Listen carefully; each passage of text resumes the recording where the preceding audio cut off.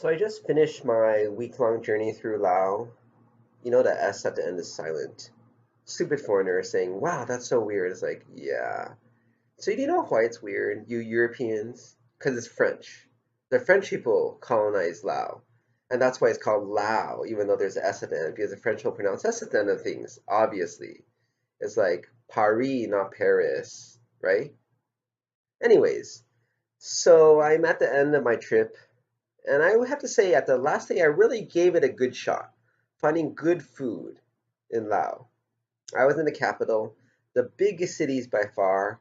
Stayed at this nice guest house. The people there are really nice. He recommended Lao Kitchen, said that's good Lao food. Lots of places serving Lao food, supposedly. But this place doesn't say Lao Thai, Korean, blah, blah, blah. So you think it's pretty authentic. So I go there, spend 20 bucks almost, which is a lot of money for Lao.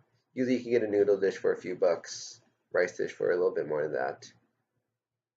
And then I was like, it's not that good. In fact, I'm quite disappointed by how not good it is and how much money I'm spending. I've had skewers on the street. They're skewers. They're decent, nothing particularly special.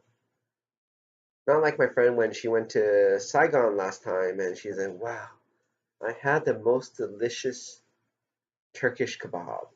Because they took Vietnam, they have those little baguettes. They took that baguette, they sliced it open, and he had those juicy dripping, that thing of pork, rotating around. You just slice off, so delicious. Like a fusion. But anyways, so I just haven't had great food. I know lap, right? And I know that there's something called amok, but I think that might be Cambodian. But I mean, other than like pad thai, which is just Thai, what is quintessential Lao food? Is it lap? I thought it was. But I had it and it just wasn't that good. I mean, the Thai one, sometimes you have to like gritty stuff because it's rice. Yeah, but it just didn't have good food in Lao. And see, the problem is it because I didn't try hard enough?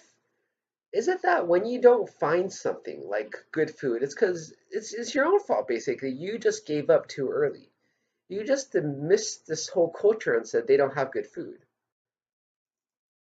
Is it that I went to the wrong places? I went to places where they speak English, they have menus in English. Should have gone to local places, but I did eat street food. Is it I should have gone even higher end? Maybe it's like, people in California or America think of Chinese food as fast, cheap, Panda Express, orange chicken, General Tao's, blah, blah, blah. Whereas there's actually good Chinese food, and you could easily spend 100 bucks per person in LA, but they just never gone there. And I feel like there's always this dilemma with traveling to a new place and sort of discussing the food. I remember my friend was talking about food in Nepal. So he was there for a month before me and he loved the momo.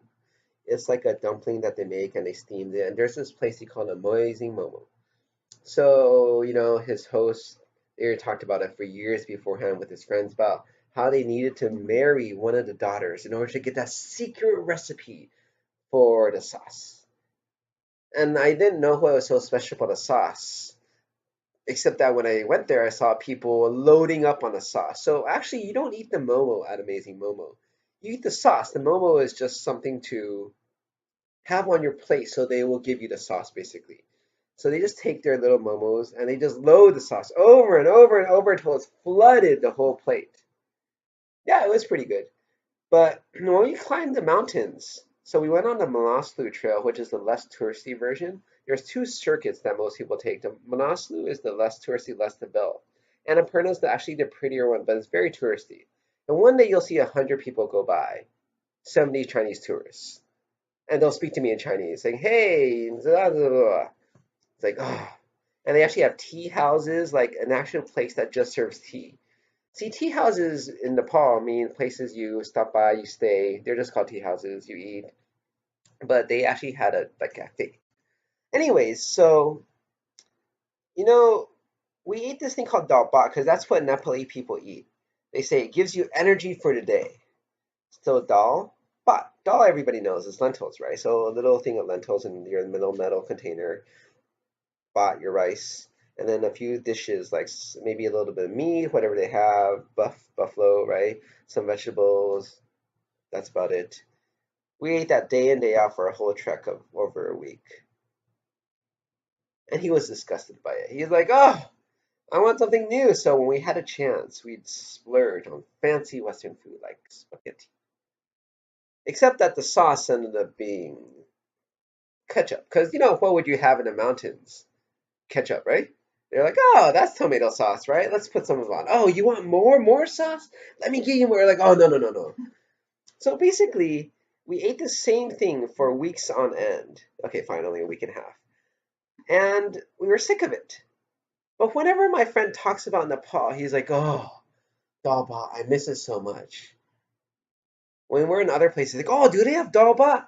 He was visiting me in Colorado. It's dal bhat, let's get dal bhat. It's like, you hated it. He's like, oh, no, no, no, I really liked it. It's like, no, no, no. You change your memory around to say that you really liked it, but I was there. You hated that stuff, but you're just saying you really liked it. But what is it about certain things that when you eat enough of it, that you end up liking it? I remember in college, I introduced one of my friends to this place called El Pollo Loco.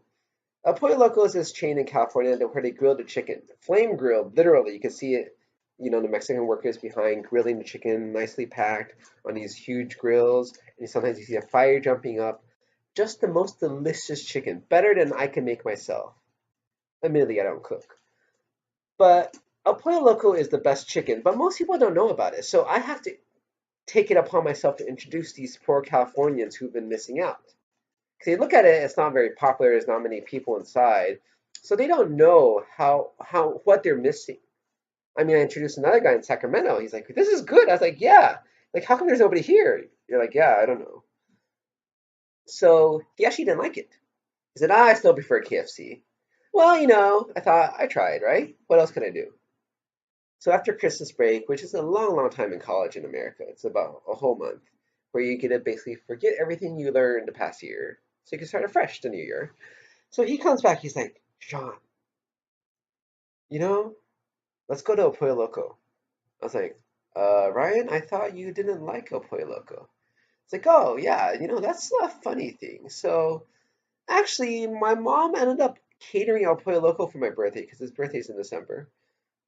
And, we had a lot of leftovers, and I just ended up eating it every day. And after 1 or 2 weeks of eating it every day, I guess he liked it, which is just not sensical. I mean, isn't it when you eat something every single day that you get sick of it? You don't like it. But in the case of El Pollo Loco chicken, in the case of Dal Bhat, Nepal, somehow you eat it all the time, you like it? I mean, is that the thing with Lao food? Is that how taste works? We just eat it long enough and we end up liking it?